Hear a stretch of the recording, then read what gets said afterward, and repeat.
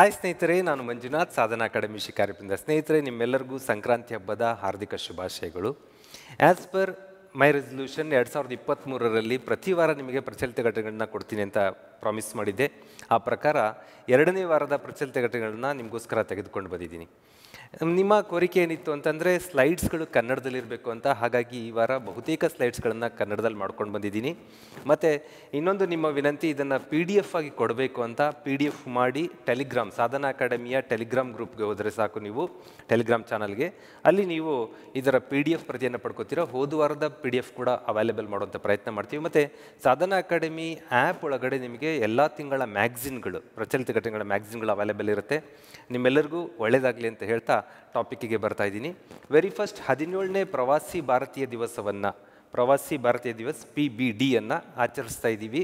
ಅದು ಇಂದೋರ್ ಮಧ್ಯಪ್ರದೇಶದಲ್ಲಿ ಜನವರಿ 8ರಿಂದ 10ನೇ ತಾರೀಕುವರೆಗೂ ನಡೀತಾ ಇತ್ತು, ಮಧ್ಯಪ್ರದೇಶದ ಇಂದೋರ್ನಲ್ಲಿ. ಏನಿದು ಪ್ರವಾಸಿ ಭಾರತೀಯ ದಿವಸ್ ಅಂತ ಅಂದರೆ, ಸಾಗರೋತ್ತರವಾಗಿ ಇರುವಂಥ ನಮ್ಮ ಸ್ನೇಹಿತರು, ಬಾಂಧವರು, ಭಾರತೀಯರಿದ್ದಾರಲ್ಲ, ಅವರ ಜೊತೆ ಸಂಪರ್ಕ ಸಾಧಿಸಲು ಅವರನ್ನು ನಾವು ಡಯಸ್ಪೊರಾ ಅಂತ ಕರಿತೀವಿ. ನಮ್ಮ ದೇಶದ ಜನ ಏನು ಬೇರೆ ಬೇರೆ ದೇಶಗಳಿದ್ದಾರೆ, ಅವ್ರನ್ನ ಡಯಸ್ಪೊರಾ ಅನ್ನೋ ಒಂದು ಇಂಗ್ಲೀಷ್ ಪದದಲ್ಲಿ ಕರಿತೀವಿ. ಆ ಡಯಸ್ಪೊರಾದ ಜೊತೆ ಪರಸ್ಪರ ಸಂವಹನ ಮಾಡೋದಕ್ಕೆ ಯೂಸ್ಫುಲ್ ಆಗಿ ಒಂದು ವೇದಿಕೆ ನಿರ್ಮಾಣ ಆಗಬೇಕು ಅನ್ನೋ ಕಾರಣಕ್ಕಾಗಿ 17 ವರ್ಷದ ಹಿಂದೆ ಆರಂಭ ಮಾಡಿದ್ವಿ ಪ್ರವಾಸಿ ಭಾರತೀಯ ದಿವಸ್.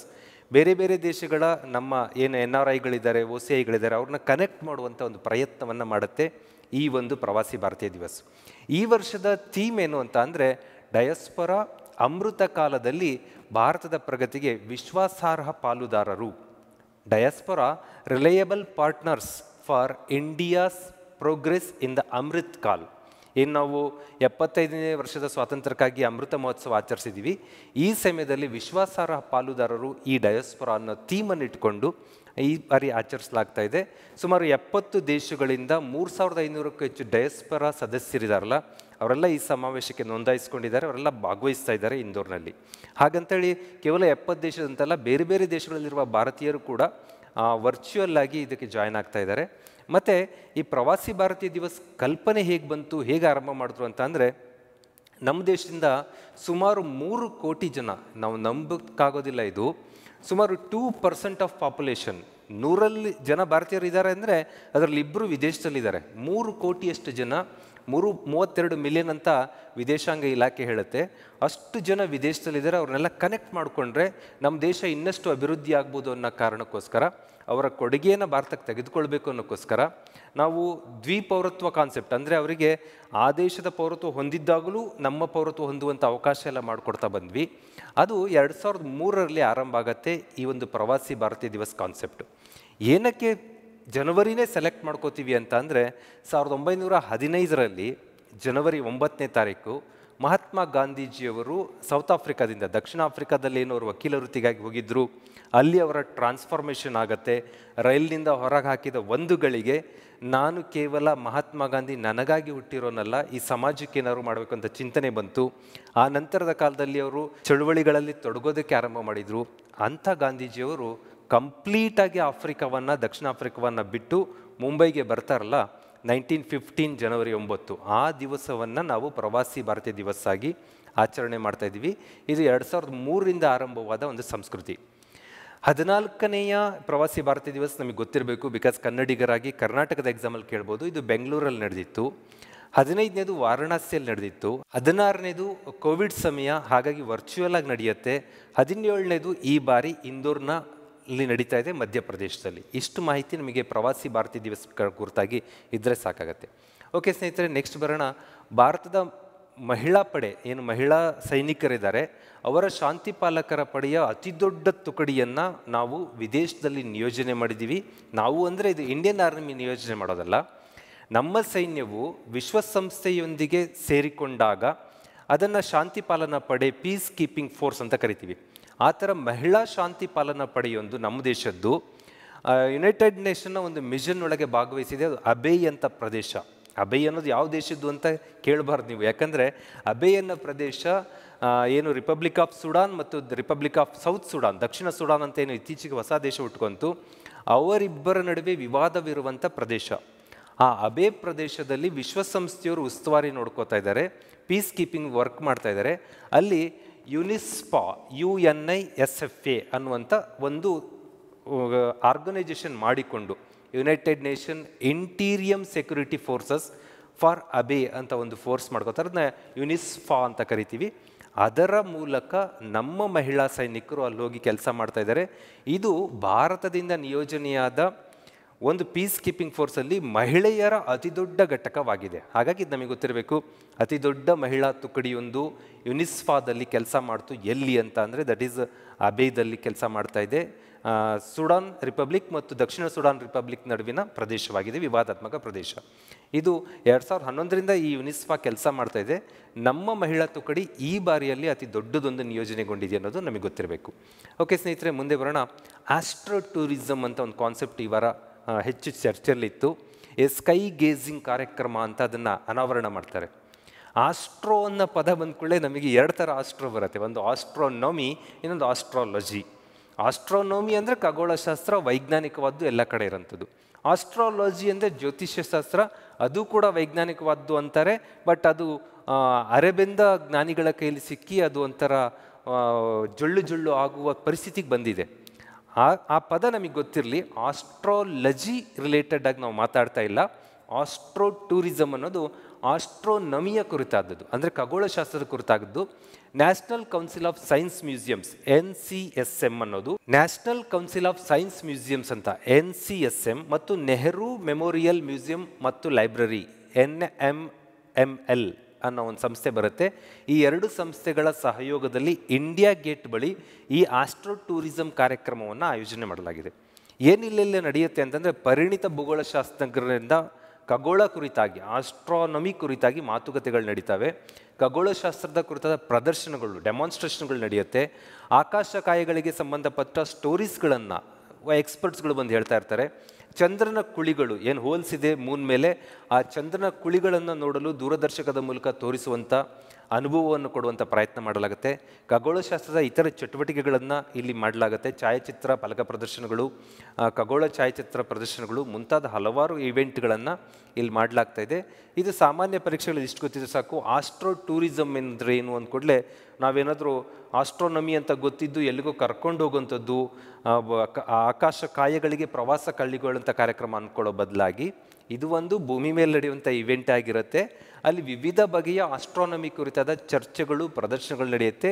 ದೆಹಲಿಯ ಇಂಡಿಯಾ ಗೇಟ್ ಬಳಿ ಆಯೋಜನೆಗೊಂಡಿತ್ತು. ಈ ಎರಡು ಪ್ರಮುಖ ಸಂಸ್ಥೆಗಳ ಆಶ್ರಯದಲ್ಲಿ ಅನ್ನೋದು ಗೊತ್ತಿದ್ದರೆ ಸಾಕಾಗತ್ತೆ. ಓಕೆ ಸ್ನೇಹಿತರೆ, ಜೋಶಿ ಮಠ ಇದು ತುಂಬ ಸುದ್ದಿಯಲ್ಲಿದ್ದು ಈ ವಾರದಲ್ಲಿ. ಜೋಶಿ ಮಠದಲ್ಲಿ ಭೂಕುಸಿತ ಉಂಟಾಗ್ತಾ ಇದೆ, ಲ್ಯಾಂಡ್ ಸ್ಲೈಡಿಂಗ್, ಲ್ಯಾಂಡ್ಸ್ಕೇಪಿಂಗ್ ಆಗ್ತಾ ಇದೆ. ಏನಕ್ಕೆ ಆಗ್ತಾ ಇದೆ, ಇದು ಎಲ್ಲಿದೆ, ಇದು ಎಲ್ಲ ಗೊತ್ತಿರಬೇಕಾಗತ್ತೆ. ಇದು ಉತ್ತರಾಖಂಡದಲ್ಲಿ ಬರುತ್ತೆ. ಒಂದು 15-20 ಸಾವಿರ ನಾಗರಿಕರಿರುವಂಥ ಒಂದು ಇಡೀ ನಗರ ಜೋಶಿಮಠ ಪ್ರದೇಶ ಅಂತಂದರೆ ಯಾವುದೋ ಒಂದು ಮಠ ಕುಸಿತ ಇದೆ ಅಂದ್ಕೊಳ್ಳೋದಲ್ಲ. ನಾವು ಇಲ್ಲೇನು ನೋಡ್ತಾ ಇದ್ದೀರಲ್ಲ, ಅದಿಷ್ಟು ಪ್ರದೇಶ ಕುಸಿತಕ್ಕೊಳಗಾಗ್ತಾ ಇದೆ. ನಮಗೆಲ್ಲ ಗೊತ್ತು, ಪ್ಲೇಟ್ ಟೆಕ್ಟಾನಿಕ್ಸ್ ಪ್ರಕಾರ ಫಲಕಗಳ ಜೋಡಣೆಯಿಂದಾಗಿ ಮೌಂಟ್ ಎವರೆಸ್ಟ್ ಕ್ರಿಯೇಟ್ ಆಗಿದೆ. ಫಲಕಗಳ ಮೂವ್ಮೆಂಟ್ ಆಗುತ್ತೆ. ಗೊಂಡ್ವಾನಾ ಲ್ಯಾಂಡ್, ಯುರೇಷಿಯಾ ಲ್ಯಾಂಡ್ಗಳ ಮರ್ಜಿಂಗ್ನಿಂದಾಗಿ ನಮ್ಮ ಹಿಮಾಲಯ ಕ್ರಿಯೇಟ್ ಆಯಿತು ಅಂತ ಅನ್ಕೋತೀವಿ. ಹಿಮಾಲಯ ಮೌಂಟೇನ್ನ ಒಂದು ಭಾಗದಲ್ಲೇ ಬರುತ್ತೆ ಜೋಶಿಮಠ ಅಥವಾ ಜ್ಯೋತಿರ್ಮಠ.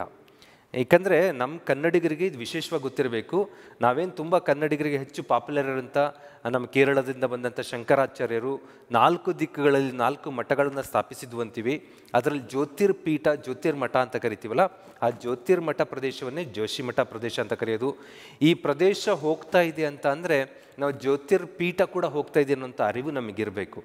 ಆ ಥರದ ಒಂದು ಪ್ರದೇಶ ಇದೆ ಜೋಶಿಮಠ ಪ್ರದೇಶ ಉತ್ತರಾಖಂಡಲ್ಲಿ. ಪ್ಲೇಟ್ ಟೆಕ್ಟಾನಿಕ್ಸ್ನ ಕಾರಣಗಳಿಂದಾಗಿ ಅಲ್ಲಿ ಭೂಕುಸಿತ ಆಗುತ್ತೆ ಅನ್ನುವಂಥ ಮಾಹಿತಿಯನ್ನು ಬೇರೆ ಬೇರೆ ಸಂಸ್ಥೆಗಳು ಭಾಳ ಹಿಂದಿಂದನೇ ಕೊಡ್ತಾ ಇದ್ವು.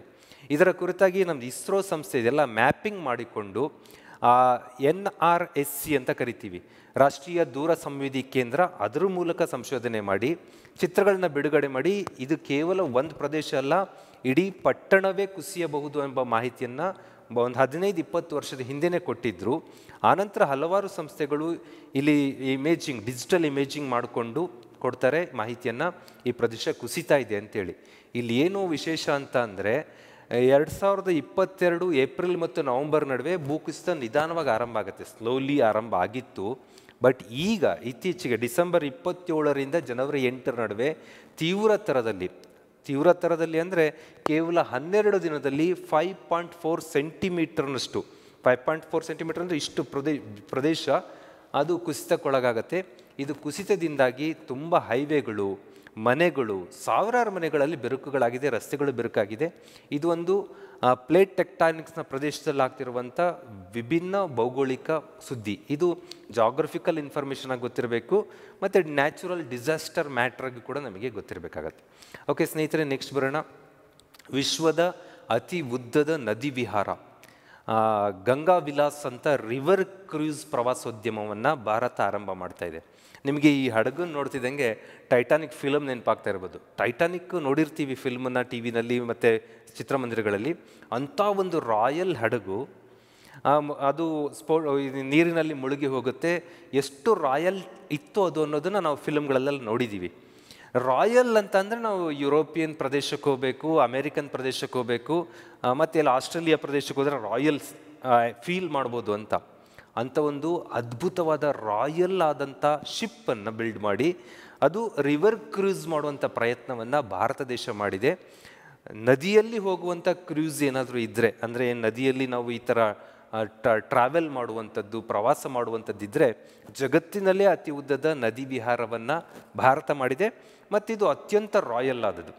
ರಾಯಲ್ ಯಾಕೆ ಹೇಳ್ತಾ ಇದ್ದೀನಿ ಅಂತಂದರೆ, ಇದರಲ್ಲಿ ಪ್ರಯಾಣ ಮಾಡಬೇಕು ಅಂತ ಸಾಮಾನ್ಯರು ಬಯಸೋಕ್ಕಾಗಲ್ಲ. 20 ಲಕ್ಷ ರೂಪಾಯಿ ಇದಕ್ಕೆ ಪ್ರೈಸಿಂಗ್ ಇದೆ. ನೀವೊಂದು 50 ದಿನದ ಪ್ರವಾಸ ಮಾಡಬೇಕು ಅಂದರೆ 20 ಲ್ಯಾಕ್ ರೂಪಾಯಿವರೆಗೂ ಪ್ರೈಸಿಂಗ್ ಇದೆ. ಎಷ್ಟು ದಿನ ಏನು ಅನ್ನೋ ಮಾಹಿತಿಯನ್ನು ನಿಮಗೆ ಚರ್ಚೆ ಮಾಡ್ತೀನಿ. 50 ಪ್ರವಾಸಿ ತಾಣಗಳಿಗೆ ಭೇಟಿ ಕೊಡುವಂಥದ್ದು, 51 ದಿನಗಳ ವಿಹಾರ ಆಗಿರುತ್ತೆ. ವಿಶ್ವ ಪರಂಪರೆ ಏನು ಯುನೆಸ್ಕೋ ವರ್ಲ್ಡ್ ಹೆರಿಟೇಜ್ ಸೈಟ್ಸ್ ಇದೆ ಅದನ್ನು ತೋರಿಸಲಾಗುತ್ತೆ. ರಾಷ್ಟ್ರೀಯ ಉದ್ಯಾನಗಳು, ಹಲವಾರು ನದಿ ಸ್ನಾನಘಟ್ಟಗಳು, ನದಿಘಟ್ಟಗಳನ್ನು ತೋರಿಸಲಾಗುತ್ತೆ. ಬಿಹಾರದ ಪಾಟ್ನಾ, ಜಾರ್ಖಂಡ್ನ ಸಾಹಿಬ್ಗಂಜು, ಪಶ್ಚಿಮ ಬಂಗಾಳದ ಕೋಲ್ಕತ್ತಾ, ಬಾಂಗ್ಲಾದೇಶದ ಮೂಲಕ ಪಾಸಾಗತ್ತಿದ್ದು ಢಾಕಾ, ದೆನ್ ಅಸ್ಸಾಂ ಗುವಾಹಟಿ, ಈ ಪ್ರದೇಶಗಳೆಲ್ಲ ರೀಚ್ ಆಗುವಂಥ ಒಂದು ರಿವರ್ ಕ್ರೂಸ್ ಪ್ರೋಗ್ರಾಮ್ ಆಗಿದೆ ಇದು. ಭಾರತ ಬಾಂಗ್ಲಾದೇಶಗಳ ಕಲೆ, ಸಂಸ್ಕೃತಿ, ಇತಿಹಾಸ, ಆಧ್ಯಾತ್ಮಿಕತೆ ಹಲವಾರು ಅವಕಾಶಗಳಿಗೆ ತೆರೆದುಕೊಳ್ಳುತ್ತೆ ಅಂತೇಳಿ ಭಾರತ ಸರ್ಕಾರ ಇದರ ಕುರಿತಾಗಿ ಮಾಹಿತಿ ಕೊಡುತ್ತೆ. ಜನವರಿ 13ರಂದು ಇದು ನರೇಂದ್ರ ಮೋದಿಜಿಯವರು ಉದ್ಘಾಟನೆ ಮಾಡಿದ್ದಾರೆ. ಭಾರತ ಬಾಂಗ್ಲಾದೇಶದ ಪ್ರೋಟೋಕಾಲ್ ಪ್ರಕಾರನೇ ಇದಿದೆ. ಯಾಕಂದರೆ ಇನ್ನೊಂದು ದೇಶದ ಮೂಲಕ ಪಾಸ್ ಆಗಬೇಕು ಅಂದಾಗ ಒಂದು ಪ್ರೋಟೋಕಾಲ್ಸ್ ಎಲ್ಲ ಇರುತ್ತಲ್ಲ, ಅದನ್ನೆಲ್ಲ ಫಾಲೋ ಮಾಡ್ತಾ ಇದೆ. ಉತ್ತರ ಪ್ರದೇಶದ ವಾರಣಾಸಿಯಿಂದ ಆರಂಭವಾಗಿ ಅಸ್ಸಾಂನ ದಿಬ್ರುಗಢ್ಗೆ ಹೋಗಿ ರೀಚ್ ಆಗುತ್ತೆ. ಮಧ್ಯದಲ್ಲಿ ಬಾಂಗ್ಲಾದೇಶದ ಮೂಲಕ ಇದು ಪಾಸ್ ಆಗುತ್ತೆ. 3200 ಕಿಲೋಮೀಟರ್ಗಳ ಒಂದು ಲಾಂಗೆಸ್ಟ್ ಜರ್ನಿ ಇರುತ್ತೆ. ದೆನ್ 50 ಪ್ರವಾಸಿ ತಾಣಗಳೊಂದಿಗೆ 27 ಡಿಫ್ರೆಂಟ್ ರಿವರ್ ಸಿಸ್ಟಮ್ಗಳನ್ನು ನೋಡ್ತೀವಿ. ಶುರುವಾಗೋದು ಗಂಗಾ ನದಿಯಲ್ಲಿ ಆದರೂ ಹಲವಾರು ಉಪನದಿಗಳ ರಿವರ್ ಸಿಸ್ಟಮ್ ಮೂಲಕ ಪಾಸ್ ಆಗುತ್ತೆ. ಇಂಥದ್ದೊಂದು ವಿಶ್ವದ ಅತಿ ಉದ್ದ ನದಿ ವಿಹಾರ MV ಗಂಗಾ ವಿಲಾಸ್ ಅನ್ನೋದು ಆರಂಭವಾಗಿದೆ ಅನ್ನೋದು ನಮಗೆ ಗೊತ್ತಿರಬೇಕು. ನೆಕ್ಸ್ಟ್ ಬರೋಣ ಸ್ನೇಹಿತರೆ, BIS bureau of Indian standards ಅಂತ ಇದೆ. ಭಾರತದಲ್ಲಿ ತಯಾರಾಗುವ ಯಾವುದೇ ಉತ್ಪನ್ನ ಇರ್ಬೋದು, ಈಗ ನನ್ನ ಕೈಯಲ್ಲಿರೋ ಈ ಉತ್ಪನ್ನ ಭಾರತದಲ್ಲಿ ತಯಾರಾಗೋದು, ಭಾರತದಲ್ಲಿ ಮಾರಾಟ ಆಗುವಂಥ ಇದಕ್ಕೆಲ್ಲ BISನ ಮಾನದಂಡ ಇರಬೇಕು. ಇಂಡಿಯನ್ ಸ್ಟ್ಯಾಂಡರ್ಡ್ಸ್, ನಾವು ISI ಅಂತ ಎಲ್ಲ ನೋಡ್ತೀವಲ್ಲ, ISI ಮಾರ್ಕ್ಗಳು, ಎಕೋ ಮಾರ್ಕ್ಗಳು ಅವೆಲ್ಲ ನೋಡ್ತೀವಲ್ಲ, ಅವೆಲ್ಲ BIS ಮಾನದಂಡದಲ್ಲಿ ಬರುತ್ತೆ. ಅವರು ಇತ್ತೀಚೆಗೆ ಹೊಸ 3 ಮಾನದಂಡಗಳನ್ನ ರಿಲೀಸ್ ಮಾಡ್ತಾರೆ. ಏನದು ಹೊಸ 3 ಮಾನದಂಡ ಅಂದರೆ, ಡಿಜಿಟಲ್ ಟೆಲಿವಿಷನ್ ರಿಸೀವರ್ಗಳು, TV ರಿಸೀವರ್ಸ್ ಇರ್ತಾವಲ್ಲ, ಅವು ಅಂತರ್ನಿರ್ಮಿತ ಉಪಗ್ರಹ ಟ್ಯೂನರ್ಗಳನ್ನ ಹೊಂದಿರಬೇಕು. ಏನಿದು ಇನ್ಬಿಲ್ಟ್ ಉಪಗ್ರಹ ಸ್ಯಾಟಲೈಟ್ ಟ್ಯೂನರ್ಸ್ ಇರಬೇಕು ಅಂತ ಅಂದರೆ, ಈಗ ನಾವು ಮನೆಗೆ TV ತಂದ್ಕೊಳ್ಳೆ ನಮ್ಮ ಮನೇಲಿ TV ನೋಡೋಕ್ಕಾಗೋದಿಲ್ಲ. ಯಾಕೆ ಆಗೋದಿಲ್ಲ ಅಂತ ಅಂದರೆ, ನಾವು ಅದಕ್ಕೊಂದು ಆ್ಯಂಟೆನಾ ಹಾಕ್ಕೋಬೇಕು. ಆ್ಯಂಟೆನಾನು ಹಾಕ್ಕೊಳ್ಳೋಣ ರಿಸೀವ್ ಮಾಡೋದಕ್ಕೆ, ಬಟ್ ಅದ್ರ ಜೊತೆ ಕೆಳಗೊಂದು ಸೆಟ್ ಟಾಪ್ ಬಾಕ್ಸ್ನ ಇಟ್ಕೋಬೇಕಾಗುತ್ತೆ. ಸೆಟ್ ಟಾಪ್ ಬಾಕ್ಸ್ಗೆ ರಿಸೀವ್ ಮಾಡಿಕೊಂಡು ಸೆಟ್ ಟಾಪ್ ಬಾಕ್ಸನ್ನು HDMI ಕೇಬಲ್ ಮೂಲಕ TV ಕನೆಕ್ಟ್ ಮಾಡಿ TV ನೋಡ್ತಾ ಇದ್ದೀವಿ. ಸೆಟ್ ಟಾಪ್ ಬಾಕ್ಸ್ ಸಪ್ರೇಟ್ ವ್ಯವಸ್ಥೆ ಯಾಕಿರಬೇಕು? ಆ ಸೆಟ್ ಟಾಪ್ ಬಾಕ್ಸ್ ಏನು ಇಷ್ಟು ಸಣ್ಣ ಮಟ್ಟಕ್ಕೆ ಬಂದಿದೆ ಈಗ ಆಲ್ರೆಡಿ, ಅದನ್ನು ಇನ್ಬಿಲ್ಟಾಗಿ TVಯಲ್ಲೇ ಕೊಟ್ಬಿಡ್ಬೋದಲ್ಲ ನೀವು. ಅಂದರೆ ಏನು ಸೆಟಪ್ ಬಾಕ್ಸ್ ಯೂಸ್ ಮಾಡ್ತಾ ಇದ್ದೀವಿ STBಸ್ಗಳು, ನಾವು ಆ ಸೆಟಪ್ ಬಾಕ್ಸ್ಗಳನ್ನ ಇನ್ಬಿಲ್ಟ್ TVಯಲ್ಲೇ ಬರುವಂಥ ವ್ಯವಸ್ಥೆ ಆಗಬೇಕು. ಇನ್ನು ಮುಂದೆ ಭಾರತದಲ್ಲಿ ತಯಾರಾಗಿ ಮಾರಾಟವಾಗುವ ಎಲ್ಲ TVಗಳು ಸೆಟಪ್ ಬಾಕ್ಸ್ ಮಾಡೆಲನ್ನು ಅಂತರ್ನಿರ್ಮಿತ ಉಪಗ್ರಹ ಟ್ಯೂನರ್ ಅಂತ ಕರಿತೀವಿ, ಇನ್ಬಿಲ್ಟ್ ಸ್ಯಾಟಲೈಟ್ ಟ್ಯೂನರ್ಸ್ ಅಂತ. ಅದನ್ನ TV ಒಳಗಡೆ ಹೊಂದಿರಬೇಕು ಅನ್ನೋದು ಒಂದು ಹೊಸ ರೂಲ್ಸ್ ಮಾಡಿದೆ. ದೆನ್ ಜಗತ್ತಿನಲ್ಲಿ ಹಲವು ದೇಶಗಳಲ್ಲಿ ಈಗಾಗಲೇ ಆ್ಯಪಲ್ ಮೊಬೈಲ್ನವರಿಗೆ ತುಂಬ ಗಾಬರಿ ಆಗುವಂಥ ಪ್ರೋಸೆಸ್ ಇದೆ. ಬ್ರೆಜಿಲ್ ದೇಶದಲ್ಲಿ ಲೋಡ್ ಗಟ್ಟಲೆ ಆ್ಯಪಲ್ ಫೋನ್ಗಳನ್ನು ಸೇಲ್ ಮಾಡೋಕ್ಕೆ ಬಿಡಲಿಲ್ಲ. ಬಿಕಾಸ್ ಆ್ಯಪಲ್ ಪ್ರಾಡಕ್ಟ್ ಇದೆಯಲ್ಲ, ಐಫೋನ್ ಪ್ರಾಡಕ್ಟ್ಗಳು ಅಥವಾ ಐಪ್ಯಾಡ್ಗಳಿಗೆಲ್ಲ ಅವ್ರದ್ದು ಇದು ಚೇಂಜ್ ಇರುತ್ತೆ, ಕೇಬಲ್ ಕನೆಕ್ಟಿವಿಟಿ ಮಾಡೋದು. ನೀವು ನೋಡಿರ್ತೀರ, ನಿಮ್ಮ ಮೊಬೈಲ್ಗೆ ಯಾರ್ದೋ ಮೊಬೈಲ್ ಚಾರ್ಜರಿಂದ ಚಾರ್ಜ್ ಮಾಡೋಕ್ಕಾಗ್ತಾ ಇರಲ್ಲ. ಇದು ಇತ್ತೀಚೆಗೆ ಬೇರೆದ್ರೊಳಗೆ ಕಾಮನ್ ಆಗ್ತಾಯಿದೆ. ಕೆಲವೊಂದು ಮೊಬೈಲ್ಗಳು ಟೈಪ್ 2, ಟೈಪ್ ಸಿ ವೆರೈಟಿ ಇರುತ್ತೆ. ಈಗ ಒಂದು ತೀರ್ಮಾನ ಮಾಡಿದೆ BIS, ಟೈಪ್ ಸಿ ಕೇಬಲ್ಲೇ ಇರಬೇಕು, ಪ್ಲಗ್ಗು ಕನೆಕ್ಟರ್ಗಳೆಲ್ಲ ವ್ಯವಸ್ಥಿತವಾಗಿರಬೇಕು. ಲ್ಯಾಪ್ಟಾಪು, ಟ್ಯಾಬು ಆ್ಯಂಡ್ ಮೊಬೈಲ್ಗಳು, ಈ ಥರ ಏನು ಎಲೆಕ್ಟ್ರಾನಿಕ್ ಡಿವೈಸ್ಗಳು ಬಳಸ್ತೀವಿ, ಇವೆಲ್ಲದಕ್ಕೂ ಟೈಪ್ ಸಿ ಟೈಪ್ನ ಒಂದೇ ಮಾದರಿ ಕೇಬಲ್. ಒಂದು ಚಾರ್ಜರ್ ಇದೆ ಅಂದರೆ ನೀವು ಯಾವುದೇ ಉಪಕರಣಗಳನ್ನ ಚಾರ್ಜ್ ಮಾಡ್ಬೋದು, ಆ ಥರದ್ದು ಬರಬೇಕು ಅನ್ನುವಂಥ ಒಂದು ಮಾನದಂಡ ನಿಗದಿ ಮಾಡಿದೆ. ಇದು ಬ್ರೆಜಿಲ್ ಹಲವಾರು ದೇಶಗಳಲ್ಲಿ ಹಿಂದೆ ಆಗಿತ್ತು, ಭಾರತದಲ್ಲಿ ಈಗ ಮಾಡಲಾಗಿದೆ. ಇನ್ನು ಮುಂದೆ ಇದು ಬೇರೆ ಎಲ್ಲ ಕಂಪನಿಗಳ ವೈವಿಧ್ಯಮಯ ಚಾರ್ಜಿಂಗ್ ಸಿಸ್ಟಮ್ ಇರುತ್ತಲ್ಲ, ಲೈಟ್ನಿಂಗ್ ಚಾರ್ಜರು ಅದು ಇದು, ಅವಕ್ಕೆಲ್ಲ ಒಂದು ಆತಂಕ ಉಂಟಾಗುತ್ತೆ. ಅವರೆಲ್ಲ ಕಾಮನ್ ಕೇಬಲ್ ಸಿಸ್ಟಮ್ಗೆ ಬರಬೇಕಾಗತ್ತೆ. ಟೈಪ್ ಸಿ ಕೇಬಲ್, ಇದು ಟೈಪ್ ಸಿ ಅಂದ್ಕೊಳ್ಳೆ ತುಂಬ ಹೊಸ ಹುಡುಗರಿಗೆ ಹೇಳೋದಾದರೆ, ಮೊಬೈಲ್ ಚಾರ್ಜ್ ಮಾಡೋಕ್ಕೆ ಹಳೆ ಒಂದು ಸ್ವಲ್ಪ ಹಿಂದಿನ ಮೊಬೈಲ್ಗಳಿಗೆ ಟೈಪ್ 2 ಚಾರ್ಜರ್ ಅಂತೀವಿ. ಈಗ ಬರ್ತಾ ಇರೋದು ಒಂದು ರೌಂಡ್ ಟೈಪಲ್ಲಿ ಇರುತ್ತೆ, that is type C charger. ಆ ಥರ ಚಾರ್ಜರ್ ಲ್ಯಾಪ್ಟಾಪ್ಗೂ ಇರಬೇಕು, ಟ್ಯಾಬ್ಗೂ ಇರಬೇಕು, ಮೊಬೈಲ್ಗೂ ಇರಬೇಕು ಅನ್ನೋದು BISನ ಮಾನದಂಡ. ಇನ್ನೊಂದು CCTV ಸಿಸ್ಟಮ್. CCTV ಸಿಸ್ಟಮ್ ನೋಡಿರ್ಬೋದು ನೀವು, ಅದು ತುಂಬ ಕಳಪೆ ಮಟ್ಟಕ್ಕೆ ಬಂದಿದೆ. CCTV ಇದೆ ಅಂತ ಇರುತ್ತೆ, ಅದರಲ್ಲಿ ಟ್ರ್ಯಾಕ್ ಮಾಡಿ ಯಾರು ಅದು ಕಳ್ತನ ಮಾಡಿದ್ರು, ಯಾರು ಓಡಾಡಿದ್ರು ಏನು ಗೊತ್ತಾಗ್ತಾ ಇಲ್ಲ. ಆ CCTV system, cable circuit system ಇದೆಯಲ್ಲ, ಅದು ವ್ಯವಸ್ಥಿತವಾಗಿರಬೇಕು, ವಿಡಿಯೋ ಕ್ವಾಲಿಟಿ ಉತ್ತಮವಾಗಿರಬೇಕು, ಮತ್ತು ಸರ್ವೈಲೆನ್ಸ್ ವ್ಯವಸ್ಥೆ ಎಷ್ಟು ಚೆನ್ನಾಗಿರಬೇಕು, ಯಾವ ಮಾನದಂಡನೇ ಇರಬೇಕು ಅಂತೇಳಿ ಅವರಿಗೂ ಕೂಡ ಒಂದಿಷ್ಟು ನಿಬಂಧನೆಗಳನ್ನು ವಿಧಿಸಿದೆ. ಈ 3 ಹೊಸ ಮಾನದಂಡಗಳು BIS ಅಂದರೆ ಬ್ಯೂರೋ ಆಫ್ ಇಂಡಿಯನ್ ಸ್ಟ್ಯಾಂಡರ್ಡ್ಸ್ ಏನು ಸಂಸ್ಥೆ ಇದೆ ನಿಗದಿಪಡಿಸಿದೆ. ಇದು ನಮಗೆ ಗೊತ್ತಿರಬೇಕು. ಅದರ ಅರ್ಥ ಇನ್ನು ಮುಂದಿನ ವರ್ಷಗಳಲ್ಲಿ ಬರುವಂಥ ಎಲ್ಲ ಪ್ರಾಡಕ್ಟ್ಗಳು ಟೈಪ್ ಸಿದಾಗಿರಬೇಕು, ಎಲ್ಲ ಟಿವಿಗಳು ಇನ್ಬಿಲ್ಟ್ ಸ್ಯಾಟಲೈಟ್ ಟ್ಯೂನರ್ ಹೊಂದಿರಬೇಕು, CCTV ಸಿಸ್ಟಮಲ್ಲಿ ಇಮೇಜಿಂಗು, ಸೌಂಡ್ ಕ್ಯಾಪ್ಚರಿಂಗ್ ಎಲ್ಲ ಕ್ಲಾರಿಟಿ ಇಂಪ್ರೂವ್ ಆಗಬೇಕು ಅನ್ನೋದು ಒಂದು ಅರ್ಥ. ಓಕೆ ಸ್ನೇಹಿತರೆ, ನೆಕ್ಸ್ಟ್ ಬರೋಣ ಜೈ ಹಿಂದ್ ಪ್ರೋಗ್ರಾಮ್. ಏನು ಸರ್ ಇದು ಜೈ ಹಿಂದ್ ಪ್ರೋಗ್ರಾಮ್ ಅಂದರೆ, ಕೆಂಪುಕೋಟೆಯಲ್ಲಿ ಆರಂಭವಾದ ಲೈಟ್ ಆ್ಯಂಡ್ ಸೌಂಡ್ ಡೆಮಾನ್ಸ್ಟ್ರೇಷನ್, ಧ್ವನಿ ಮತ್ತು ಬೆಳಕಿನ ಒಂದು ಪ್ರದರ್ಶನ ಕಾರ್ಯಕ್ರಮ. ಅದರ ಹೆಸರು ಜೈ ಹಿಂದ್ ಅಂತ ನಿಗದಿ ಮಾಡಲಾಗಿದೆ. ಆರ್ಕಿಯಾಲಜಿಕಲ್ ಸರ್ವೆ ಆಫ್ ಇಂಡಿಯಾ, ಪ್ರಾಕ್ತಾನುಶಾಸ್ತ್ರ ಇಲಾಖೆ ಇದೆಯಲ್ಲ, ಅವರು ಈ ಪ್ರೋಗ್ರಾಮ್ನ ನಿರ್ವಹಣೆ ಮಾಡ್ತಾ ಇದ್ದಾರೆ. ಹಿಂದಿ ಮತ್ತು ಇಂಗ್ಲೀಷ್ ಭಾಷೆಗಳಲ್ಲಿ ಪ್ರದರ್ಶನ ಇರುತ್ತಿದ್ದು, ಒಂದು ಬಾರಿಗೆ 700 ಜನ ಕೂತ್ಕೊಂಡು 700 ಮೆಂಬರ್ಸ್ ಕೂತ್ಕೊಂಡು ಅದನ್ನ ವೀಕ್ಷಣೆ ಮಾಡ್ಬೋದು. ಏನೇನೆಲ್ಲ ಇಲ್ಲಿ ತೋರಿಸಲಾಗುತ್ತೆ ಅಂದರೆ, ನಮ್ಮದು ಸ್ವಾತಂತ್ರ್ಯ ಹೋರಾಟದ ಕತೆ, ಇನ್ನಿತರೆ ಕಥೆಗಳು, 3 ಹಂತದ ಕಥೆಗಳನ್ನು ಸುಮಾರು 40-50 ನಿಮಿಷ ಪ್ರೋಗ್ರಾಮ್ನಲ್ಲಿ ನೀಡಲಾಗತ್ತೆ. ಈಗ ನೀವು ಎಲ್ಲ KRSಗೂ ಆಲಮಟ್ಟಿಗೆ ಹೋದಾಗ ಲೈಟ್ ಶೋ ನೋಡ್ತೀವಲ್ಲ, ಮ್ಯೂಸಿಕಲ್ ಕಾರಂಜಿಗಳು ಅದು ಇದು, ಆ ಮಾಡೆಲಲ್ಲಿ ಕೆಂಪುಕೋಟೆಯಲ್ಲಿ ನಾವು ಇತಿಹಾಸದ ಅನಾವರಣ ಮಾಡುವಂಥ ಲೈಟ್ ಆ್ಯಂಡ್ ಸೌಂಡ್ ಶೋ ಅದನ್ನು ಆರಂಭ ಮಾಡಲಾಗಿದೆ. ಇದನ್ನು ಜೈ ಹಿಂದ್ ಅಂತ ಕಾರ್ಯಕ್ರಮದಲ್ಲಿ ಹೆಸರು ನೀಡಲಾಗಿದೆ.